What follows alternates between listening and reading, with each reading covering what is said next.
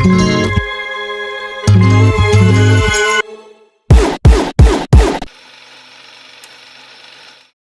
datang di podcast BNN. Oke, selamat datang dan selamat menyaksikan buat Betul. semua teman-teman yang ada dimanapun. Yang sedang menyajikan podcast BNN kali ini. Ya, jadi podcast BNN ini kita tayang perdana ya. Betul banget, ini episode perdana kita di podcast BNN. Sebelumnya podcast BNN ini akan dimotori atau akan dijalankan begitu oleh saya, Bung Rakin dan rekan saya. Dan saya juga Bung Widi tentunya. Oke. Kenapa sih namanya kok podcast BNN? Kan aneh banget ya kan, kayak berhubungan dengan hal-hal yang haram tentunya. Haram apa nih? Ya, barang-barang yang terlarang itu tentunya BNN kan sesuai dengan yang masyarakat awam tahu. Oke, Gitu. oke. Jadi Kenapa nih? sebenarnya kita mau buat nama yang semenarik mungkin ya. Waktu Betul. kita brainstorming kan banyak banget macam-macam ide yang timbul. Cuman pada akhirnya kita mencapai satu titik kesepakatan di mana muncullah BNN. Ya, kita cari Kenapa? sesuatu yang unik gitu Betul, kan. benar. Dan bisa ditangkap dengan mudah oleh pemirsanya. Yes. Nanti. Jadi BNN itu bukan Badan Narkotika Nasional, teman-teman ya. Bukan. Jadi BNN itu singkatan dari bagian nambah-nambahi. Kenapa kita mengambil bagian nambah-nambahi? Karena kan kita tahu ya sekarang isu-isu di sosial media itu kan banyak banget ya. Komentar-komentar netizen. Benar. Jadi apa namanya? Kita banyak mencoba untuk mengakomodir. Ya. Jadi kan memang banyak sekali ya orang-orang di luar sana yang berusaha untuk menambah-nambahi, gitu kan? Entah itu mereka memberi bumbu-bumbu yang positif atau even bumbu yang negatif terhadap suatu isu atau kasus. Betul banget. Nah, jadi tapi sebenarnya kita di sini nggak kayak gitu sih. Kita cuma hanya mau mengulik, kita hanya mau memberikan pandangan kita, menambahkan pandangan kita gitu kan terhadap isu atau memang hal-hal yang sedang eksis di luar sana. Ya, tentunya juga dengan pembahasan yang cukup ringan dan yang nggak berat-berat banget lah. Benar. Biar bisa ya didengerin dengan enjoy tentunya. Yes. Tapi anyway, sebelum kita masuk ke topik utama kita ya kan? Iya. Setelah kita menjelaskan sedikit mengenai BNN, ya kan? Podcast tercinta kita ini. Betul banget. Kita mau mengucapkan selamat datang buat mahasiswa baru Winston Ampel Surabaya. Baik yang terterima di Universitas Islam yang di Ahmad Yani dan juga di Gunung Anyar tentunya. Kami berdoa ucapkan selamat datang buat seluruh mahasiswa baru yang sudah keterima lewat jalur SNBP, SNBT maupun Mandiri yang udah masuk di kampus UIN Sunan Ampel Surabaya. Benar banget. Ya, selamat datang di kampus Islam ya, kampus apa ya? Ya, yang identik dengan religius. Oke. Kampus yang di situ ada nama salah satu wali Sunan Ampel. Jadi buat teman-teman yang belum tahu, UINSA itu bukan Universitas Islam Negeri Surabaya ya tentunya. Betul bukan. Tapi Universitas Islam Negeri Sunan Ampel baru belakangnya Surabaya. Itu yang mungkin banyak orang yang belum tahu. Wait. Jadi sebelum kita membahas lebih detail mengenai kampus UINSA kita tercinta ini ya, kita mau ngobrol dulu nih mengenai kehidupan mahasiswa atau elemen-elemen yang ada di dalam kampus. Iya, betul banget. Secara umum ya, sebelum kita nanti masuk mengkerucut ke dalam UINSA itu sendiri gitu. Iya, biar nanti minimal maba-maba ini punya gambaran gimana sih kampus UIN ini sih, gimana sih terkait kehidupan mahasiswa di Surabaya tentunya. Yes. Mungkin ini juga bisa membantu teman-teman untuk mengantarkan ya. Betul banget. Peralihan dari yang dulu SMA, SMK, MTS ya, kalau yang di Islam itu MTS ya? MA, Madrasah Aliyah. Sorry. Betul. Madrasah Aliyah, terus beralih ke dunia perkuliahan. Ya, dunia perkuliahan. Ini sebelumnya saya semester 8 dan alhamdulillah baru wisuda. Kita ucapkan selamat dulu dong Bung Putrakin yang udah barusan lulus di tahun ini. Yap. Dan kalau Bung Widi sendiri? Kalau saya baru menginjak semester 3 di kali ini. Saya dari angkatan 2023 tentunya. Dan kebetulan kita satu fakultas nih. Betul. Saya dari FISIP, aku dari Hubungan Internasional. Dan aku dari Ilmu Politik tentunya. So, tidak usah berlama-lama lagi, langsung aja kita mulai bahas nih mengenai kehidupan mahasiswa. Iya, gimana nih Bung Rakin? Secara general ya, secara umum. Nah, mungkin yang dari dulu saya dengar ketika saya mau memasuki dunia perkuliahan tuh ada yang namanya istilah-istilah singkatan. Iya. Ada apa aja tuh Bung Rakin singkatan-singkatan yang familiar di dunia kampus? Jadi ada yang namanya kupu-kupu. Oh iya. Tuh, pernah dengar nggak? Pernah. Sudah umum banget tuh. Ya. Umum ada banget. Yang kupu-kupu, ada yang kura-kura. Betul. Ya kan? Sudah apa lagi ya? Ada juga yang terakhir tuh, mungkin ini nggak banyak orang tahu ya, ada istilah anak AU tentunya. Oke. Nah, kita bahas dulu dari yang kupu-kupu. Apa sih kupu-kupu tuh Bung Rakin definisinya? Oke. Jadi sebenarnya banyak ya, nggak hanya kupu-kupu dan kura-kura, cuman mungkin ini yang paling paling umum. Familiar ya, dan paling umum. Jadi sebenarnya singkatan-singkatan ini adalah labeling ya, Betul. istilah yang dilekatkan kepada seorang mahasiswa berdasarkan kegiatannya dia di kampus. Ya, benar. Kegiatannya di kampus. Jadi kalau yang kupu-kupu itu adalah singkatan dari kuliah pulang. Nah, jadi mahasiswa tipikal yang seperti ini nih, kegiatannya habis ngampus atau habis selesai mata perkuliahan, ya udah dia pulang, nggak ada kegiatan apa-apa lagi di kampus. Sekedar mengikuti mata perkuliahan dengan baik, terus habis itu pulang, udah nggak ada apa-apa lagi tuh di kampus kegiatannya. Udah selesai, hanya sebatas itu aja. Gitu biasanya. Mungkin apa ya? Bagi sebagian orang, kenapa sih kok milih jadi kupu-kupu, kan itu nggak semenarik itu gitu loh di dunia perkuliahan. Benar. Ya itu kan by choice ya, pilihan masing-masing ya Bung Rakin ya. Entah orang-orang itu mau jadi kupu-kupu, kura-kura, atau mau jadi mahasiswa dengan berbagai tipikal yang lain. Yes. Jadi kalau memang kupu-kupu itu mereka identik dengan ya seperti yang disampaikan Bung Widi tadi ya. Jadi dia kuliah itu ya hanya untuk menyelesaikan mata kuliahnya di hari itu. Betul. Terus dia pulang. Nah, jadi ya pulangnya ini macam-macam ya. Ada yang mau benar-benar pulang ke rumah. Pokoknya meninggalkan kampus lah. Iya. Nah sebenarnya tuh ada breakdownnya lagi tuh. Gimana tuh, ada apa lagi macam-macamnya? Misal ada yang habis kuliah mereka cangkruk. Oh ya. Cuman kan kita berusaha untuk menyederhanakan menjadi kupu-kupu aja. Kuliah pulang. Udah nggak betah lah ya di kampus ya. Cuma sekedar tempat belajar, bukan tempat untuk menemukan dirinya mungkin ya. Tapi that's fine ya kan, bener kata Bung Wi tadi bahwa semuanya itu adalah by choice. Jadi memang pilihan mereka. Betul. Gitu. Lalu untuk yang kura-kura nih. Jadi kura-kura ini istilah yang dilekatkan kepada mahasiswa atau mahasiswi yang dia itu mengikuti banyak sekali. Banget. Ya kan? Orang paling sibuk lah di kampus. Benar. Makanya kura-kura itu singkatannya adalah kuliah rapat. Ya kan? Entah itu rapat sama himpunan, ya, rapat sama BEM segala macam. Ya, benar. Rapat sama DPR nggak ya? Oh, nggak nyampe. Kejauhan, belum. Kita taruhnya masih ya mainnya di level-level bawah lah ya.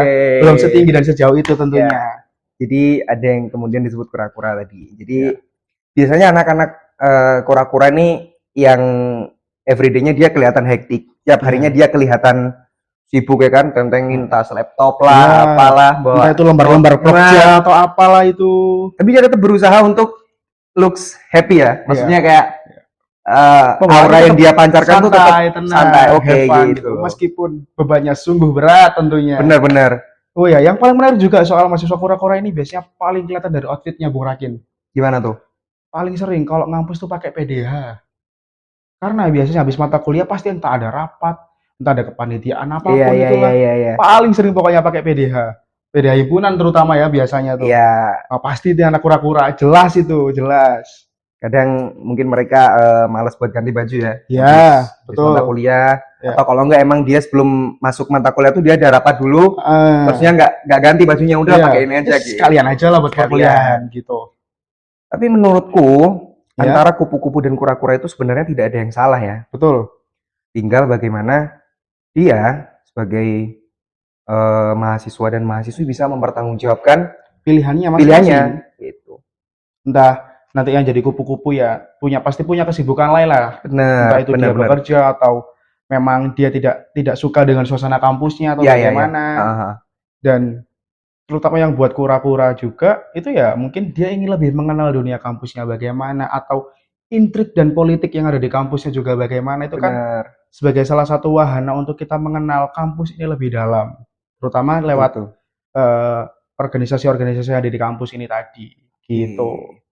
Karena memang kita nggak bisa untuk memandang satu sisi aja ya. Betul banget. Kok barangkali teman-teman yang mahasiswa kupu-kupu ini dia ada kerjaan lain atau harus menjaga siapa di rumahnya, kita juga nggak tahu ya. Kita nggak bisa menjustifikasi secara langsung. Ya, kita juga nggak bisa menjustifikasi bahwa sepenuhnya teman-teman yang kura-kura ini adalah nggak punya kepedulian, ataupun mereka lebih mementingkan organisasi timbang akademisnya. Kita juga nggak bisa bicara seperti betul itu, banget, gitu betul. Cuman memang hal yang pernah saya dapatkan dulu ketika saya berkuliah, memang ilmu-ilmu yang bersifat sosial ya, apalagi kita dari FISIP ya. Betul, ilmu yang bersifat sosial yang harusnya bersentuhan langsung dengan masyarakat, kita membuat atau berjejaring lah, kita berkomunikasi dengan masyarakat di luar sana, itu memang kita dapatkan dari organisasi. Betul, itu salah satu cara kita untuk membangun relasi kita lebih luas, mengenal jangkauannya lebih banyak lagi tentunya. Benar. Makanya kenapa dulu waktu saya awal masuk kuliah, itu ada yang menyampaikan kepada saya bahwasanya ilmu yang kamu dapat di kuliah itu hanya 30% kan. Betul. Itu hanya teori-teori pengantarnya saja. Betul banget. Sedangkan 70%-nya ya kita harus cari di luar. Betul. Gitu. Makanya ibaratnya kan dunia perkuliahan ini kan sangat-sangat berbeda dengan dunia di sekolah mungkin. Benar. Ya. Kalau dulu di SMA kan aku baru lulusan tahun kemarin kan. Kalau dulu di SMA ya wes kita sekedar enjoy aja, nggak punya beban apa-apa. Mungkin kalau nggak ngumpulin tugas ya kita yang masih dicariin sama guru nih. Tapi kalau giliran kita di dunia perkuliahan ya peduli nggak peduli ya, karena benar-benar kuliah itu udah jadi tanggung jawab kita pribadi gitu loh. Sepakat. Bukan soal mempersoalkan orang-orang lain lagi, tapi kuliah itu bagaimana kita bisa membagi waktu, fokus kepada diri sendiri gitu. Ya. Jadi memang terkait pembahasan kura-kura dan kupu-kupu ini kita nggak bisa memberikan pilihan yang pasti ya. Betul. Karena itu kembali kepada teman-teman sendiri. Cuman artinya paling tidak teman-teman bisa lah menentukan porsi atas diri teman-teman gitu loh. Kalau memang dirasa dulu waktu SMA belum pernah berorganisasi, boleh tuh dicoba waktu masuk ke dunia perkuliahan, ya kan? Betul. Karena ya setelah kuliah kan pasti normalnya orang-orang kerja kan. Iya. Nah, di dunia kerja itu kan yang dinilai itu nanti ada seberapa besar sih bisa bekerja sama dalam tim, ya kan? Terus problem solvingnya ketika ada masalah seperti apa, terus kerangka dan konstruk berpikirnya itu seperti apa. Nah itu teman-teman bisa dapetin di organisasi sebenarnya. Betul. Apapun itulah, mau internal kayak, mau eksternal, mau UKM bahkan sekalipun tuh bisa di situ teman-teman. Tapi ya tetap di lain sisi memperhatikan kondisi akademisnya. Ya, jangan sampai ditinggalkan lah karena kedua hal itu harus bisa berjalan dengan berimbang. Ya. Akademisnya juga jalan, membangun relasi lewat organisasinya juga jalan. Jadi tidak ada yang saling dikedepankan atau saling diprioritaskan. Semuanya harus bisa berjalan dengan beriringan dengan baik lah. Karena kalau kita hanya pintar di kelas, itu juga menurut saya agak kurang. Karena buat apa kita pintar kalau kepintaran kita nggak dibagi ke orang lain gitu loh. Ibaratnya kalau di dunia kerja, orang tuh nggak akan bertanya, kamu lulusan dari mana? Kamu lulus berapa tahun, IP kamu berapa? Enggak. Hal itu cuma berlaku di dua hal, kata Dokter Tirta ya di podcastnya itu. IPK itu cuma dilihat ketika kamu kerja di bidang teknik atau kedokteran aja. Sisanya ya nggak butuh. Yang penting adalah betul kata Murakin, bagaimana bisa bekerja dalam tim dengan baik, bisa berkomunikasi dengan baik, dan bagaimana menjadi sosok leader yang baik juga tentunya. Hal-hal itu kan kadang-kala nggak kita dapetin di kelas tuh Bung Rakin. Hal-hal itu baru bisa kita dapetin lewat organisasi gitu loh. Entah yang dari intra atau maupun dari ekstra yang ada di kampus gitu. Nah, terus ada lagi nih, selain istilah kupu-kupu dan kura-kura ya. Betul. Ada istilah lain yang pernah saya dengar waktu saya berkuliah dulu. Ada yang namanya anak AO. Wah, ini agak ekstrim sebetulnya untuk dibahas. Ya kan? Agak riskan. Cuman kita harus membeberkan dong teman-teman ya. Biar seenggaknya kalian tuh tahu faktanya bagaimana sih dunia di kampus tuh kayak gimana. Jadi secara nggak langsung kita juga menambah-nambahin. Iya, betul. Ya kan, insight teman-teman nanti ketika udah masuk ke kampus. Jadi udah tahu nih, oh anak yang seperti ini kura-kura nih, anak yang kayak gini kupu-kupu gitu. Terus balik lagi ya, ada yang disebut anak AO. Betul. Dan anak netral. Oh iya. Nah, sebenarnya ada 3 sih. Nah, satunya ini pasti anak yang aktif ya. Iya.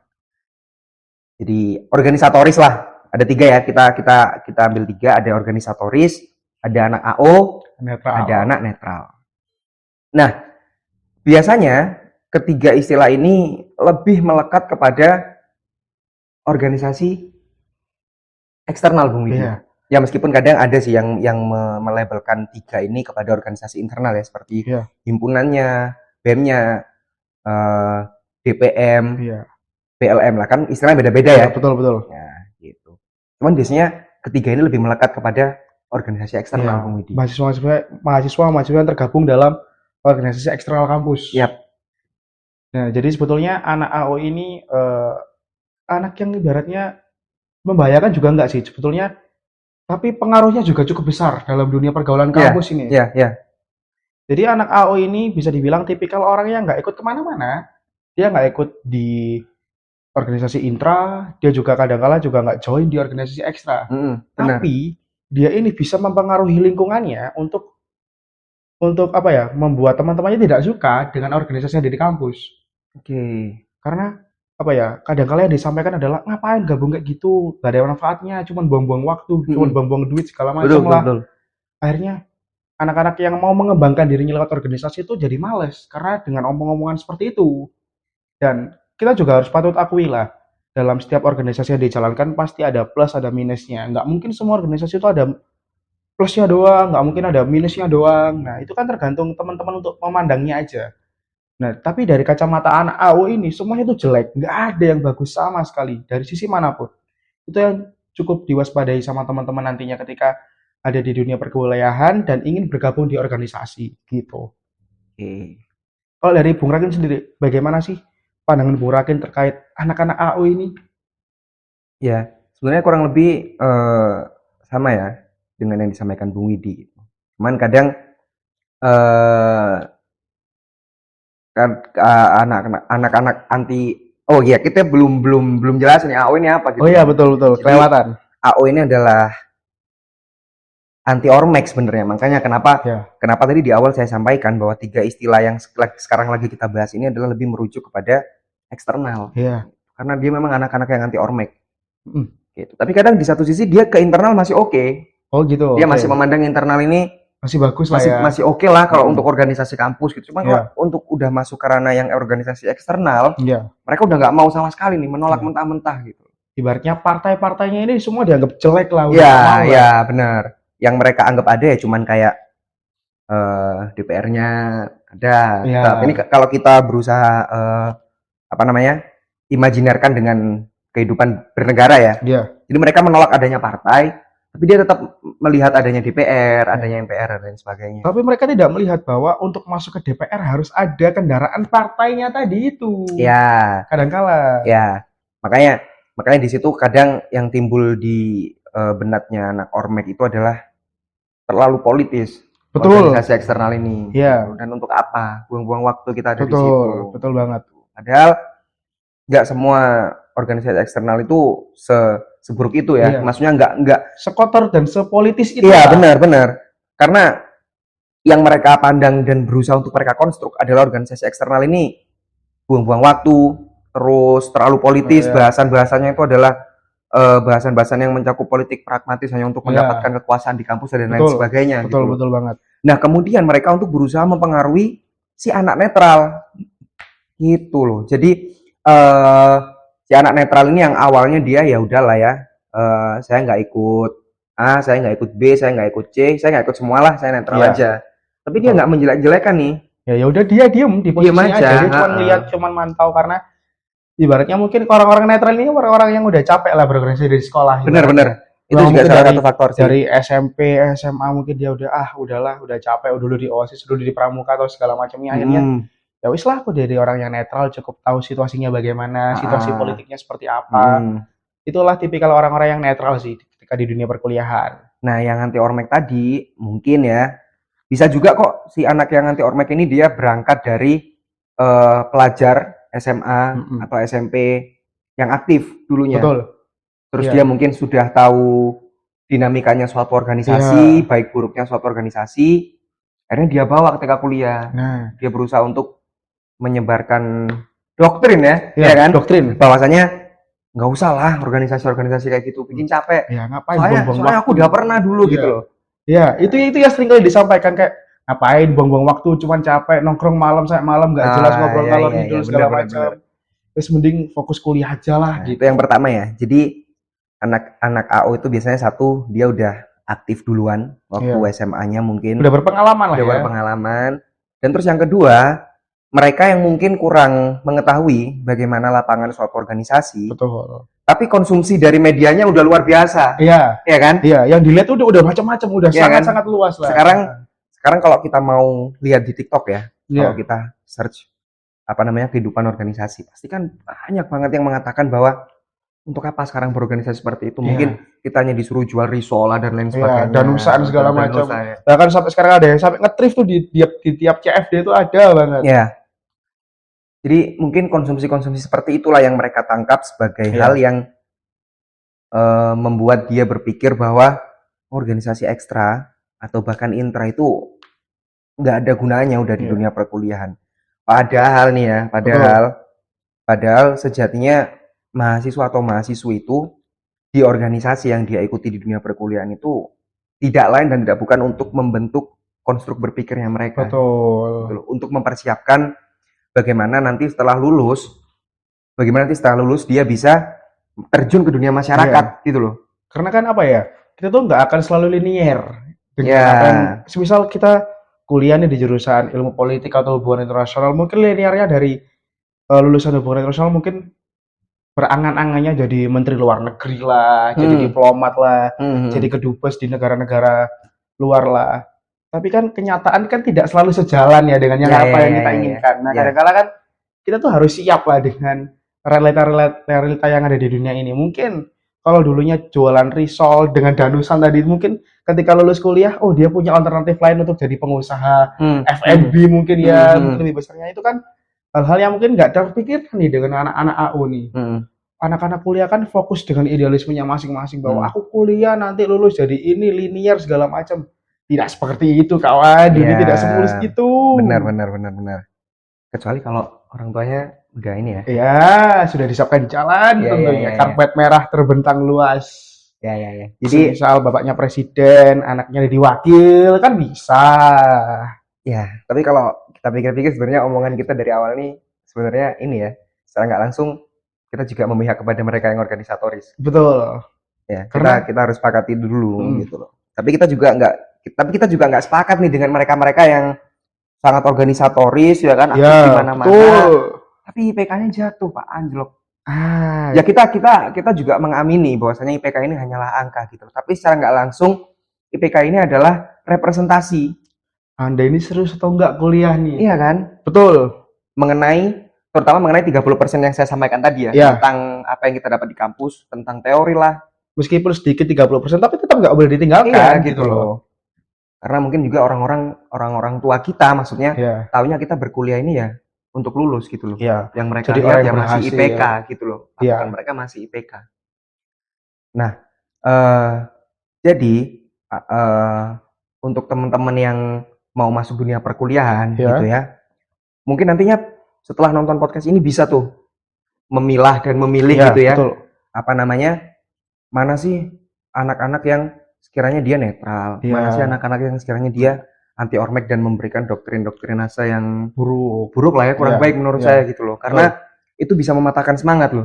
Mungkin dari awal punya motivasi, aku nanti ketika perkuliahan aku join BEM, join HIMA, join apapun segala macam, terus ketika denger omongan kayak gitu, walah ternyata seburuk itu dia nggak jadi ikut apa-apa tuh. Akhirnya cuman nggak tahu tuh mau ngapain karena semangatnya sudah patah dari awal dulu. Akhirnya jadilah dia mahasiswa kupu-kupu kan. Padahal dia pengen mengembangkan dirinya tuh lewat banyak hal.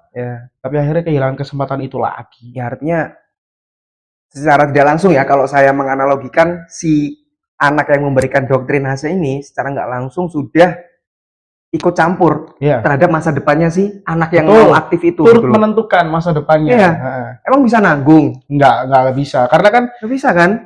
Kalau kata Fis kan semua itu tanggungan pribadi ya kan. Nggak bisa lah kita limpahkan ke orang lain dan orang lain yang menentukan masa depan kita tuh nggak akan pernah bisa. Nah mungkin buat teman-teman untuk menghadapi orang-orang seperti tadi atau mahasiswa-mahasiswa yang punya tipikal yang kayak tadi itu, satu-satunya cara adalah teguh pendirian. Kuatkan motivasi kalian dari awal. Saya ketika berkuliah nanti pengen jadi orang yang seperti ini. Kalian mulai tentukan jalannya. Oh, kalau tujuanku seperti ini, jalannya adalah lewat sini. Benar. Dengan cara yang seperti ini. Itu yang harus kalian tata dan kalian tanamkan dari awal. Biar apa?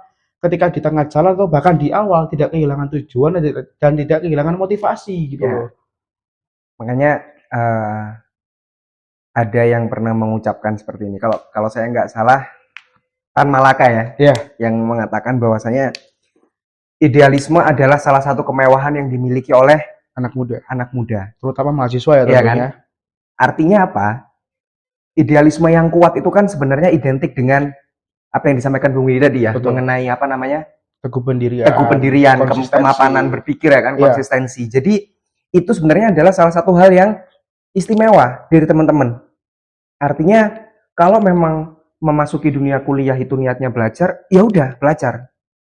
Betul. Konsistensinya di belajar tuh. Betul. Nah, di samping belajar ada juga yang harus diperhatikan, yakni ruang-ruang atau wadah-wadah untuk mengasah soft skill ya kan, untuk mengembangkan kerangka berpikir kita ya kan, untuk bagaimana kemudian kita belajar problem solving. Nah, itu saya rasa harus menjadi hal yang dimasukkan nih ke dalam idealisme seorang mahasiswi gitu loh. Betul. Jadi ketika masuk tuh udah ada pandangan. Betul. Jadi mau omongan dari kanan kiri seperti apapun, ya kita tetap teguh pendirian gitu loh. Nggak akan tergoyahkan. Kita tetap berdiri di atas kaki kita sendiri, bahwasanya oh saya masuk kuliah ini mau belajar baik akademis maupun organisatoris, mengasah soft skill saya dan lain sebagainya. Ya.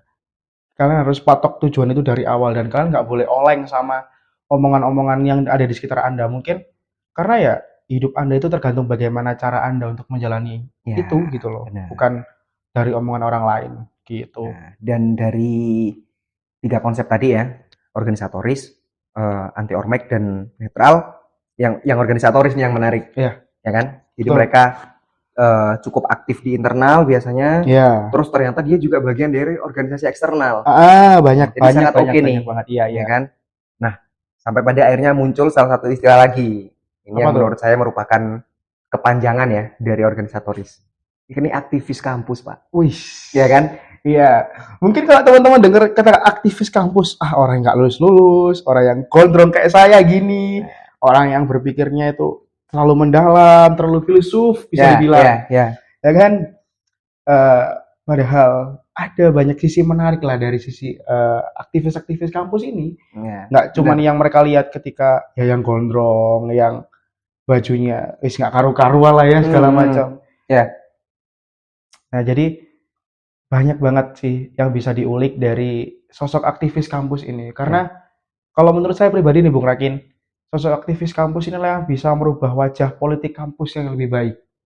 Karena tipikal-tipikal orang ini tuh orang yang udah gak peduli, dia hanya mau memperjuangkan idealismenya. Idealnya bagaimana, ya itu yang akan dia usahakan untuk berjuang, entah berhasil atau tidak, ya itu kan hasilnya. Yang penting tugas aktivis kampus adalah mengusahakan segala sesuatu itu bisa ditempatkan dengan cara yang ideal. Oke, sepakat. Kalau dari sudut pandang Bu Rakin, bagaimana cara pandang Bu Rakin soal aktivis kampus nih, sosok aktivis kampus gitu loh. Jadi kalau menurut saya tentang aktivis kampus ada sisi baiknya, ada sisi buruknya nih. Betul.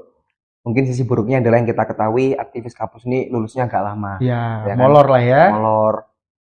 Ya betul, oke gitu loh. Nggak masalah gitu loh. Selama ketika dia molor itu ada impact terhadap dirinya. Ada proses yang sudah dijalankan. Ya gitu loh. Itu mungkin sisi buruk ya secara pandangan orang pada umumnya lah. Kuliah kok nggak lulus segala macam, lama banget lulusnya. Gitu. Tapi sisi baiknya adalah kadar keilmuan yang dia punya untuk kemudian nanti terjun ke masyarakat, terjun ke dunia kerja. Betul. Itu dia udah punya. Gitu loh. Ya kan? Relasi-relasi juga pasti udah kemana-mana kan betul. Gitu. Apalagi ke dosen pembimbingnya tuh. Dicariin terus ya kan? Jadi buronan ya kan? Jadi buronan dosbing tuh. Jadi kapan waktunya skripsian kok nggak ada skripsian gitu kan? Artinya dia sudah memiliki kematangan yang cukup gitu. Karena kan ada nih orang yang kadang berpikiran bahwa kuliah itu bukan tentang lulus tepat waktu. Tapi lulus di waktu yang tepat, Bre. Wah iya. Tepatnya tapi 14 semester kan ya agak lucu juga sebetulnya. Itu juga tepat kan? Iya, ambang batas maksudnya. Iya.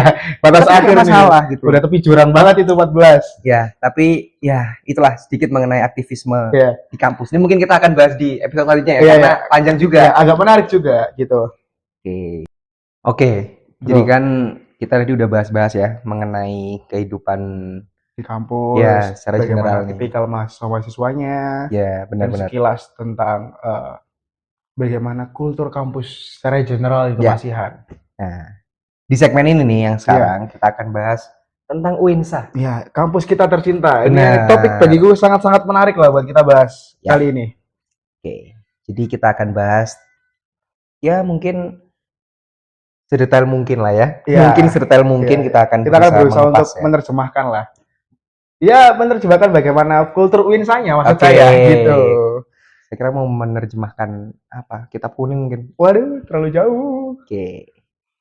Ngomong-ngomong soal UINSA. Ya, gimana di Bukarakin? Surabaya. Ya. Ya, faktanya ternyata sampai sekarang masih ada loh orang-orang yang nggak tahu kalau UINSA itu kampusnya ada dua. Iya. Itu ya apa ya sebetulnya? Mungkin orang-orang yang paling tahu tuh dulu orang-orang tuh nyebutnya bukan UINSA sebelum jadi universitas. IAIN ya. Iya. Dulu tuh orang-orang tuh awam banget lah. Kuliah di mana UINSA? UINSA di mana itu? Itulah di Ayani loh. Itu kan dulunya IAIN. Maaf, kita sudah berkembang lebih pesat tentunya. Kita udah berkembang jadi universitas lagi. Betul. Bukan lagi sebagai sebuah institut tapi sudah rebranding menjadi universitas. Karena udah banyak juga ya fakultas-fakultas atau prodi yang umum. Ya. Bukan menjurus hanya kepada persoalan agama saja. Nah, betul. Sedikit beralih nih. Karena kan tadi bahas kampus 2 nih. Iya. Ada yang udah mulai masuk fakultas dan program studi jurusan-jurusan umum. Iya. Tapi sampai sekarang juga ini nyatanya UINSA tidak bisa terlepaskan dari image-nya yang religius, syariah. Ya, yang masih agamis banget lah ya. Benar. Karena bagaimanapun kita kan terlahir berawal dari IAIN tadi itu loh. Institut Agama Islam. Nah, bagaimanapun kita nggak akan bisa melepaskan branding syariahnya tadi itu. Betul. Dan memang itu yang berusaha untuk tetap dipertahankan lah oleh UINSA pada saat ini. Dengan cara apa? Mempertahankan beberapa fakultasnya yang memang masih ada yang berbau-bau syariah, berbau Islam, segala macam. Bahkan yang saya tahu pun fakultas hukum pun masih ada kata syariahnya juga, bukan lagi FH.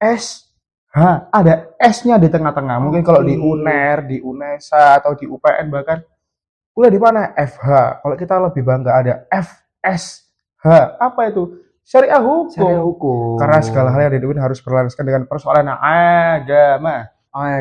Betul sekali. Oke, jadi memang masih ada branding Islamnya ya. Iya. Kayak fakultas ekonomi dan bisnis. Iya. Juga ada I-nya belakangnya, Bung. I-nya itu untuk Islam ya, bukan yang lain-lain ya. Bukan FEBS ya. Kalau kan ada syariahnya, ini cuman FEB-nya pakai I gitu, FEBI, Fakultas Ekonomi dan Bisnis Islam. Yang dimana ekonominya juga harus berdasarkan sesuai syariat Islam. Betul. Jadi memang UINSA ini tidak bisa dipisahkan dari image syariahnya, dan image religiusnya. Ya kan? Bahkan mungkin sampai sekarang masih ada ya. Saya sempat menemui beberapa mahasiswa, tapi ini memang mayoritas ada di kampus 1 ya. Jadi penyebutannya biasanya itu kampus 1, kampus 2. Iya, betul. Kalau kampus 1 itu yang Ahmad Yani, yang di sampingnya JX dari Expo. Kalau yang kampus 2 Gunung Anyar itu ada di maksudnya mana sih dia? Masuknya mungkin daerah Rungkut kalau nggak salah ya, di Gunung Anyar itu. Lebih dekat ke sana sebetulnya. Oke, tapi ada beberapa bilang juga Pondok Chandra. Yang penting dekat pintu tol lah. Jadi kalau ke bandara gampang. Iya. Tapi siapa yang ke bandara ya? Ada nggak? Nggak ada ya? Nggak ada, mungkin kalau mahasiswa mungkin dari NTT banyak kali PP dari NTT ya kan? Nggak ya? Mungkin ya. Oke, jadi itu dari pembedaannya. Nah, tapi di beberapa momen tertentu nih waktu saya main ke kampus 1 Ahmad Yani itu masih ada kok mereka yang outfitnya itu berjubah. Masya Allah. Pakai lili. Iya kan? Terus pakai cadar. Iya, masih pakai gamis, kerudungnya panjang, syar'i begitu kan ya. Long sleeve-nya sampai kaki. Wah iya, long sleeve sampai kaki. Gimana itulah yang membuat karakteristik religius dan syariah di UINSA itu tidak pudar begitu saja. Meskipun tidak bisa dilepaskan memang. Meskipun sudah banyak dimasuki oleh fakultas dan prodi-prodi umum gitu. Nah, jadi buat teman-teman yang belum tahu kita perjelas lagi nih. Jadi UINSA ini ada dua kampus. Yang pertama nih ada di Ahmad Yani yang biasanya kita sebut sebagai kampus AY atau kampus 1 lah ya. Yes, betul. Terus yang satunya ini ada di kampus 2 atau di kampus Gunung Anyar, atau biasa sebutnya biar lebih gampang tuh mau kemana, kampus GA. Nah, itu berarti mau ke kampus 2. Betul. Nah, sebenarnya untuk membedakan dua kampus itu ada satu ciri yang mendasar. Makanya tadi kan disebutkan bahwa kampus Ahmad Yani atau kampus 1 ini disebutkan dengan branding religiusnya, karena memang diisinya di sana pun fakultas-fakultas daya dan prodi-prodinya kan memang berbau-bau Islam. Iya. Ada FEB tadi, terus ada FS saya disebutkan juga. Terus juga ada apa lagi Bung Raki di sana? Ada FUF. Fakultas FUF. Usuluddin dan Filsafat. Wah, filsafat Islam yang dipelajari di sana ya. Terus ada FTK. Fakultas Tarbiyah dan Keguruan. Iya, di sanalah gitu. Para guru-guru madrasah dilahirkan. Iya, kan? betul. Kawah Chandra di mukanya mereka di situ. Betul banget. Terus apalagi? Kurang satu nih. FEB, Usuluddin, FSH, FTK, sama satu lagi FDK. Ya, FDK. Jangan ketinggalan. Ada Fakultas Dakwah dan Komunikasi. Ya, fun fact-nya juga ada teman kita dari FISIP yang ketinggalan di sana. Anak Ilkom. Iya, harusnya Ilkom itu masuk ke ini ya. FISIP harusnya. Kalau di kampus-kampus umum ya. Iya, betul. Maksudnya kampus selain UINSA. Berarti kampus kita nggak umum ya? Iya, umum. Udah umum sekarang. Udah umum. Iya. Jadi ya memang agak kasihan ya dia ketinggalan di sana sendirian. Tapi karena memang disesuaikan kali ya namanya. Karena teman-teman saya di sana juga, aku tuh harusnya masuk ke FISIP sama kayak kamu gitu loh. Oh, ada seperti itu ya? Banyak yang merasa loh, tak pikir Ilkom tuh ikut FISIP, ternyata di sini ada FDK, Dakwah dan Komunikasi. Mungkin dia kalah sama dakwanya mungkin, Bu. Iya. Jadi termasuk kan dakwah kan juga sebagai salah satu cara untuk berkomunikasi ya kan, dengan hal-hal yang luas tentunya. Ya, oke. Jadi itu yang membedakan secara mendasar ya, fundamental antara pembagian administratif kampus 1 dengan kampus 2. Iya. Tuh. Oke. Tapi saya sempat mikir tuh, kan kalau kita berangkat berangkat ke lokasi kampus 2 dari Jalan Insinyur Soekarno-Mer yang betul. Itu kan sampai jembatan. Iya. Yang mau nyebrang ke bundaran itu. Itu kan sudah Surabaya coret. Iya. Nah, ini yang nggak rancu nih sebetulnya, bahwa UINSA-nya ini sanya itu Surabaya, Sidoarjo atau kemana sebetulnya. Nah, cuman kalau kita petakan secara geografis ya, dari yang saya bilang tadi itu, kalau kita lihat bangunannya itu batas terakhir yang masih ke Surabaya, itu gedung kita. Ada FISIP sama FPK. FISIP psikologi. Iya. Itu sebenarnya memang itu masih Surabaya tuh. Masih pantas disebut sebagai UINSA Surabaya. Iya. Masih layak ya. Kita mohon maaf nih ya. Iya. Sebelumnya ya. Jadi untuk teman-teman yang paham Fakultas Adab dan Humaniora, Fakultas Sains dan Teknologi, sama sekarang juga ada kedokteran. Ada baru kan? Nah, itu maksudnya kalian ke Sidoarjo sebenarnya. Iya. Karena itu tuh perbatasan banget sama wilayah Tambak Sumur namanya. Ya, Tambak Sumur udah masuk Sidoarjo ya? Masih Sidoarjo itu perbatasan banget. Dekat lah. Tapi gimana ya? Namanya mungkin memang udah dari awal UINSA. Iya. Jadi saya Sunan Ampel Surabaya. Iya. Jadi agak rancu memang. Agak rancu. Tapi secara de facto. Iya. Iya benar ya, de facto ya. Benar de facto. Iya. Secara tertulis. Secara faktanya. Iya. Pahum teknik sama FK yang baru itu, kalian tuh di Sidoarjo sebenarnya. Iya. Itu bukan golongan kami lah ya, orang-orang Surabaya ini sebetulnya. Ya jangan kita tetap berada dalam satu lingkungan ya. Jadi sekarang posisinya imbang nih. Iya. Kampus 1 ada 5 fakultas, kampus 2 juga ada 5 fakultas. Kita ketambahan. Nah, yang cukup menarik nih sebenarnya ada fakultas baru kedokteran tadi itu. Aku sebenarnya agak bingung sih.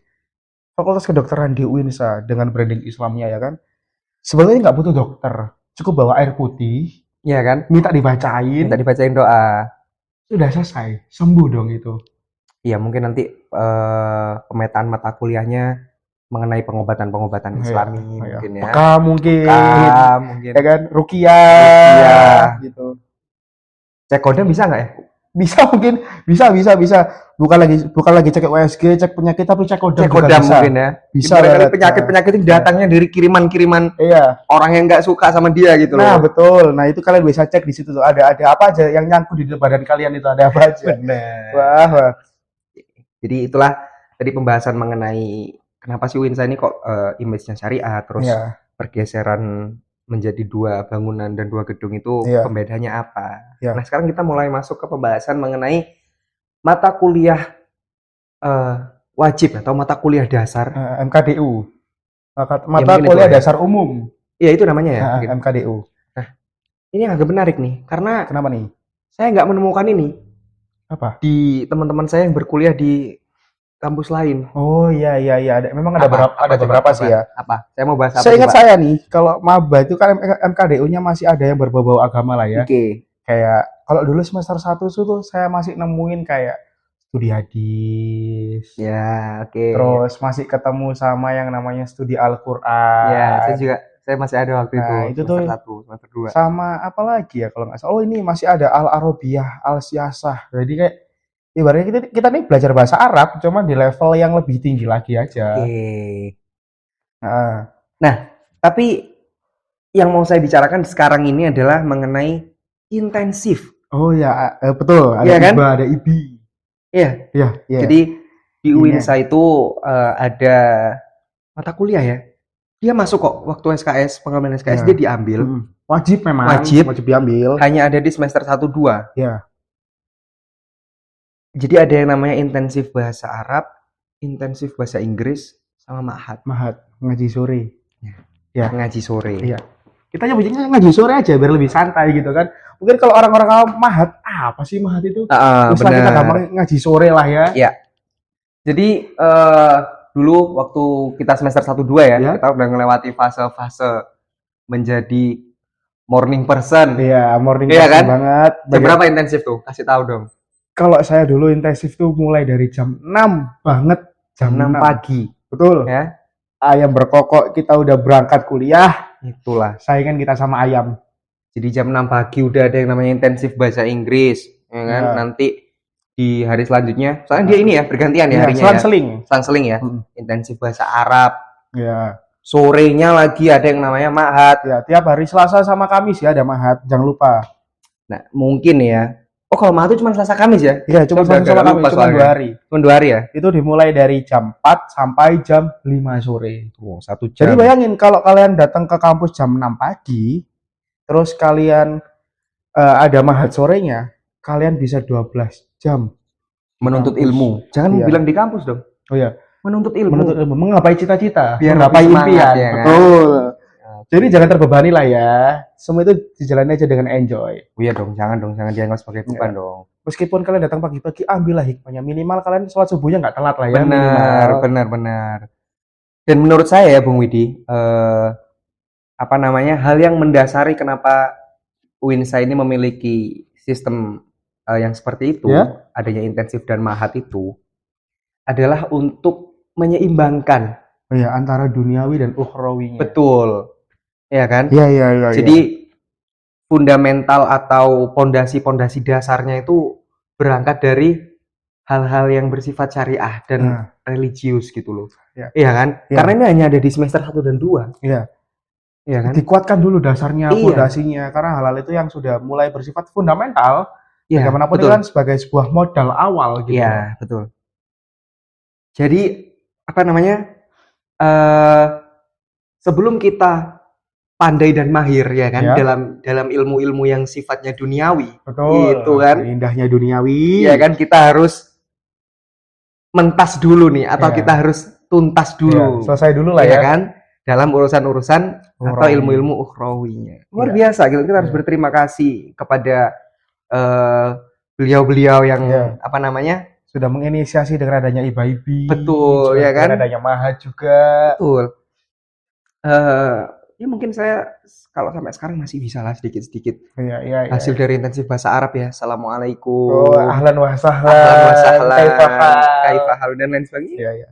Itu menjadi menjadi hal yang menurut saya positif sekali dan menjadi ciri khas yang sangat luar biasa yang dimiliki karena oleh coba kalian UINSA. cari di UNER, coba kalian cari di ITS bahkan nggak akan ada yang namanya IBIB, cuman UINSA yang punya. Iya, Betapa uniknya UINSA ini, orang umum, ya kan?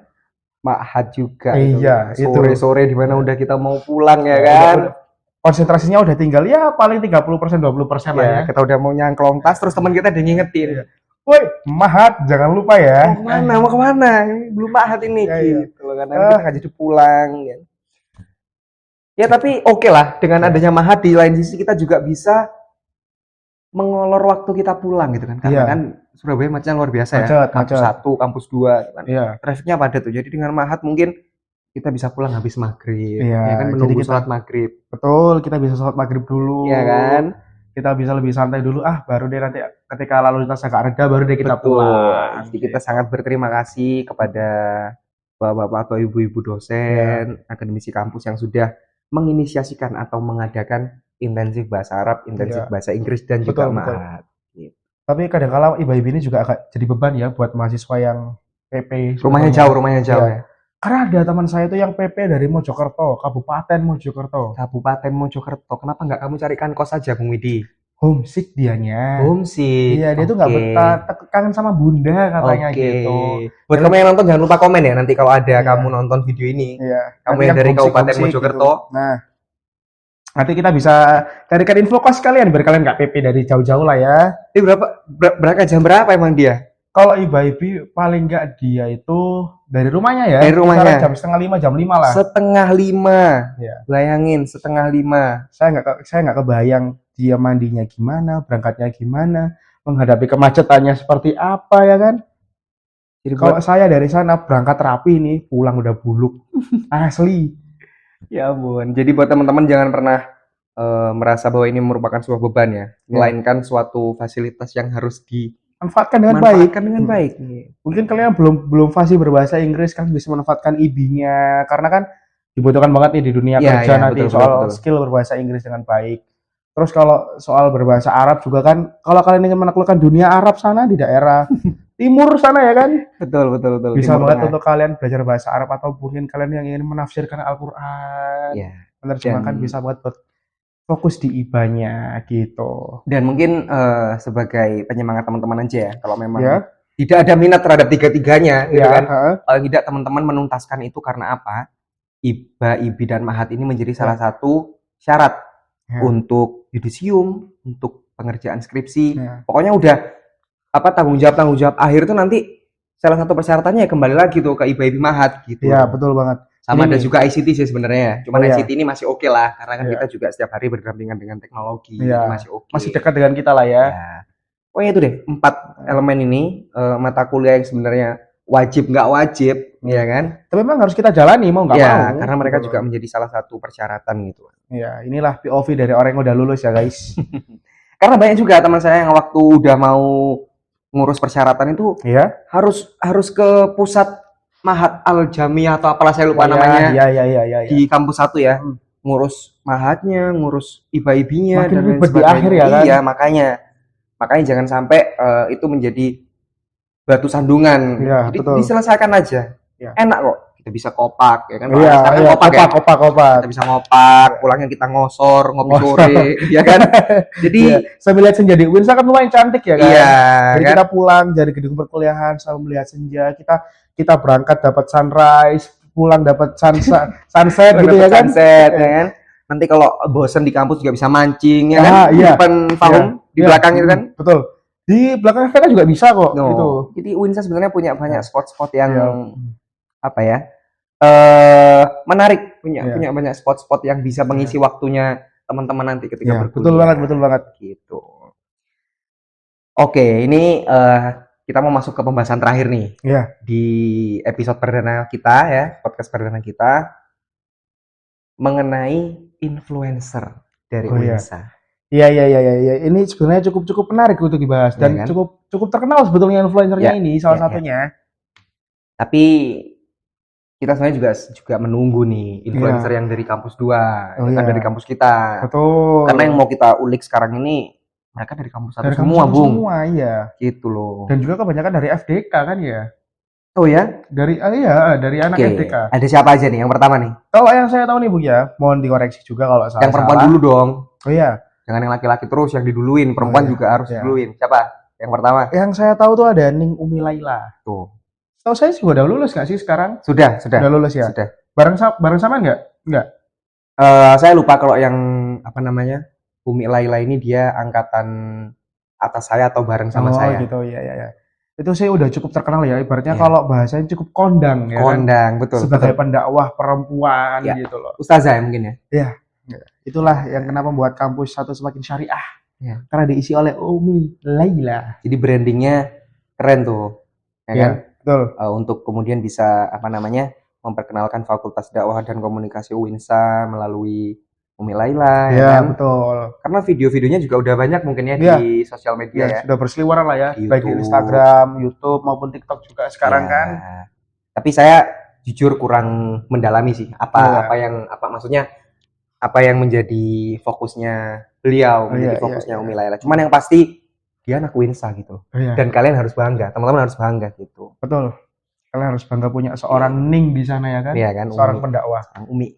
Terus yang kedua siapa nih? Yang kedua. Kalau seingat saya itu ini cukup terkenal banget sih. Mungkin ini idola para ciwi-ciwi ya kan? Iya. Karena beliau ini cukup masih muda, ganteng, pendakwah, paham agama. Tuh, apalagi? Apa minusnya? Nggak ada ya kan? Enggak sih, kayaknya nggak ada deh. Ya mungkin manusia ada yang minus, maksudnya ada nggak sempurnanya, cuman kita belum nemu ketidaksempurnaan beliau gitu. Tapi jadi kayak nabi ya. Oh iya. Kita nggak boleh menabikan seseorang. Ada minusnya. Ada pasti. Oke. Nah, saat namanya ini adalah Husain Basaiban atau bisa kita kenal sebagai Kadam Sidik. Akunnya ya yang terkenal. Ya? Betul. Mungkin kalau orang-orang nggak tahu siapa sih Husain Basaiban, coba cari namanya Kadam Sidik di sosial medianya ya kan. Dan beliau ini lebih trending di TikTok sih. Sering kok beberapa kali lewat FYP saya waktu itu. Iya. Dan emang orangnya keren sih, maksudnya keren. Ganteng lah, looks-nya oke. Terus dia juga apa namanya melakukan dakwah itu dengan cara-cara yang milenial ya bener. Bukan milenial cara-cara yang Gen Z. Oh ya, udah geser ya kan zamannya sekarang udah di atas kita mereka. Jadi dengan cara-cara yang modern lah. Ya, bisa diterima dengan anak muda, dengan penyampaian yang sederhana. Ya layaknya pendakwa-pendakwa di sosial media lah. Ya, betul. Dan sebetulnya ketika musim pemilu kemarin cukup ramai. Karena dia sempat ini ya diundang sama paslon 01 waktu itu. Ya. Dan bahkan kerennya waktu si Kadam Sidik ini wisuda, itu karangan bunganya ada, Bung, dari dari capres paslon 01 ya. Oh iya. Keren kan? Keren. Karena rumornya juga sebetulnya gini. Ketika dia ini mau di-hire atau mau direkrut sama paslon 01 untuk jadi apa ya ibaratnya tim kampanyenya lah. Oke.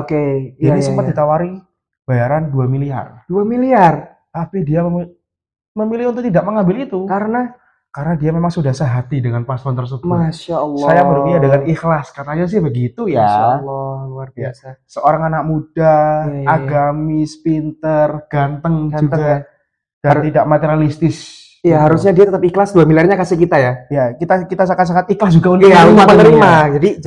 Jadi apa namanya? Saya manggilnya gimana ya, Mas ya, Mas. Iya, Mas lah, masih muda Husain ya. Jadi Mas apa namanya? Husain. Kamu ikhlas mendukung aja. Kita ikhlas menerima uangnya kan gitu harusnya ya. Karena kita juga karena kan diberikan kepada yang fakir miskin, kita juga kebetulan ada di kaum itu. Iya kan? Enggak, jangan. Artinya yang mau kita highlight di sini adalah UINSA itu ternyata mampu untuk melahirkan figur-figur yang ternyata dia di masyarakat juga terkenal ya. Iya, kan? Betul banget. Dan memang ilmunya juga apa namanya? Kredibel untuk disebarluaskan kan gitu. Nah, itu adalah karena sebaik-baiknya orang adalah orang yang bisa bermanfaat bagi orang lain. Iya, betul. Percuma Anda pintar, Anda IPK-nya tinggi, segala macam, tapi ketika Anda tidak bisa bermanfaat bagi orang lain, juga percuma. Karena satu dalil mengatakan, aku lupa dalilnya ya. Ya Allah. Inilah kalau apa namanya? anak kampus 2 itu. Ya, agak jauh lah dari agama. Ya, mungkin dalilnya pakai yang tadi aja lah. Ya. Bahwasanya kita harus bisa bermanfaat bagi orang lain. Sebaik-baik manusia adalah dia yang bermanfaat bagi khairun nas anfa'uhum linnas. Subhanallah, ingat ternyata. Iya. Politik loh ini. Iya. Tetap ada syariahnya tetap. Luar biasa. Karena kena mata kuliah studi Al-Qur'an ya. Iya. Mau enggak mau itu juga dipelajari di Mahat. Dulu saya kira HI itu ini apa? Hubungan Islam. Oh, waktu itu. Terus kira-kira hubungan Islam bukan saya yang mengira, sorry. Kita sedikit keluar dari topik ya, influencer ya. Jadi waktu itu teman saya yang nanya, kuliah di mana gitu. Winsa HI. Wih, hubungan Islam ya? Anda kira Winsa ini isinya cuma Islam doang? Kan tentu tidak gitu loh. Nah, jadi apa ya? Dengan banyaknya influencer ini yang mungkin juga membantu lah untuk mempromosikan Winsa untuk dikenal lebih luas lagi ya, tentunya. Betul. Oke, jadi kita juga sedang menunggu atau bahkan mungkin kita sendiri yang nantinya akan menggantikan mereka ini. Kalau menggantikan enggak lah. Ya kan mereka udah lulus yang satunya tadi itu. Iya, enggak, maksudnya kita menjadi perwakilan representasi dari kampus 2 gitu kan. Kampus satunya udah ada, tinggal kampus 2-nya ini. Kita dong. Iya. Mungkin teman-teman bisa bantu dengan menonton, ya kan, like, komen. Jangan lupa di like dan juga di share tentunya ya. Di-share dong, harus di-share. Kita berbagi ilmu itu juga penting kan gitu. Iya, betul banget. Oke, jadi mungkin pembahasan kita di podcast perdana ini cukup segini dulu ya, cukup panjang ya. Betul. Tapi semoga teman-teman bisa menikmati, bisa enjoy lah ya untuk menonton. Terus kalau mau menanyakan sesuatu atau bahkan mau request kita membahas apa nanti bisa di kolom komentar. Bisa banget. Kalau mau kita ngebahas satu topik apa yang lagi hangat atau mungkin kalian pengen tahu sesuatu tentang Winsa juga, kalian bisa tanya di kolom komentar di bawah. Kritik dan saran kita menerima, kita bukan orang yang otoriter ya, nggak mau dikritik. Kita perlu kritik. Iya, karena kita bukan Kim Jong Un, ya kan? Jadi kita udah bahas mengenai istilah-istilah tipikal mahasiswa dari kampus. Benar.